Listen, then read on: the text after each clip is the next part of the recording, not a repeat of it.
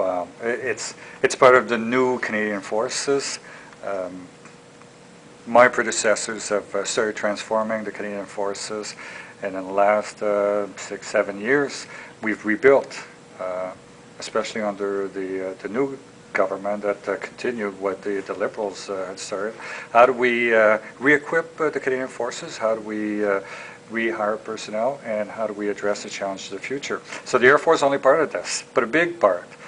We had an aggressive re-equipment campaign, trying to equip the Air Force with 9 new fleets, and it's something we haven't done in the last 60 years. The last time we had so many new fleets introduced in the Air Force was during the Second World War.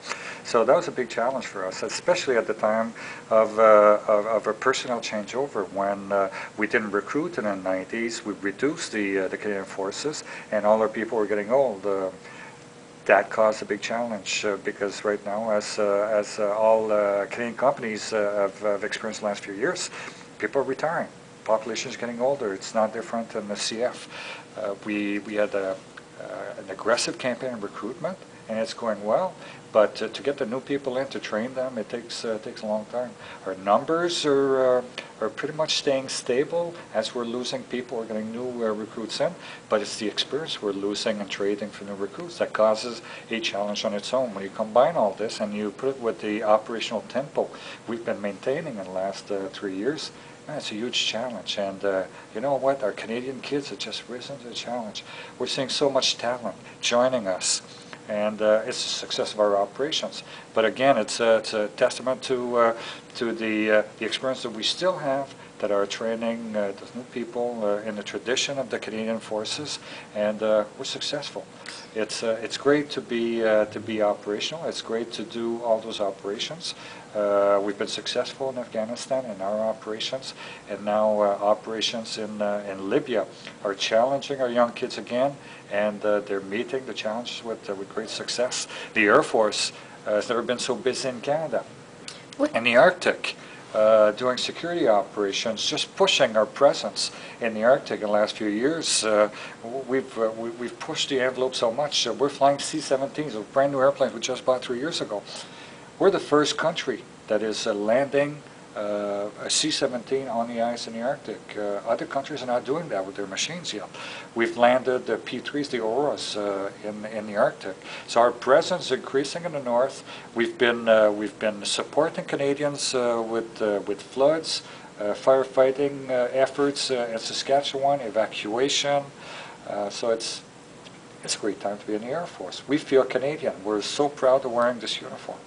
When you talk about recruitment, what do you look for in a recruit, and what do you offer those recruits? Well, we're certainly looking for the brightest, for the best kids we can find, and there are so many that want to join us that we get our pick of the best, because when they join us, we put a uniform on them, and we expect a lot. This is not like any other company. There's a standard we need to maintain.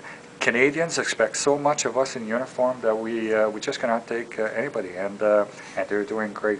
I see kids all over, and people talk to me about generations gap and problems with the kids coming in. I'm not seeing this. I'm seeing the heroes you're seeing in uniform. I see them when they're 18, 19, 20, and they're as good as the ones I've got that are 40, 45. And you alluded to the fact that you don't see sort of a break in necessity for Air Force or military. Oh, there's a training requirement, and they're going to go through months and years in some cases of training.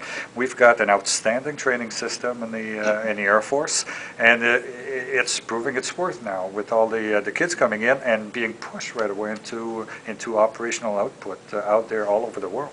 And what are the marching orders that you gave to our incoming commander here at 22? Well, I told him on parade that he's going to tell me he doesn't have enough people. He's going to tell me he doesn't have enough money, and he's going to tell me there are too many taskings. And I told him, well, get on with it, because it's not going to change. If I give you more people, I'm going to ask more of you. If I give you more money, I'll ask more of you. So your job is to optimize what you have. Just give them your vision, get out the way, let them do the job. He's got a great team working for him, and they're going to do it for him. What I want him to do is take care of the people. I want him to take care of the personnel. If he optimizes this, if he takes care of them, they'll do wonderful things for him. But you're really challenging him in a way, aren't you? Well, not in a way. You are challenging him. Well, it's always been an Air Force tradition. Our motto is per ardua ad astra, and that means you're going to go through difficulties to the stars. If there's no difficulty, we don't reach the star. And it's always been the way we've done business. It's always been difficult, but through this, we do wonderful things, and that's his challenge. We've got great leaders. That's the way we do business. Colonel Mianowski is one of the latest to join us as wing commander. He's got an outstanding career behind him. Now it's time to push a machine. I expect a lot from him.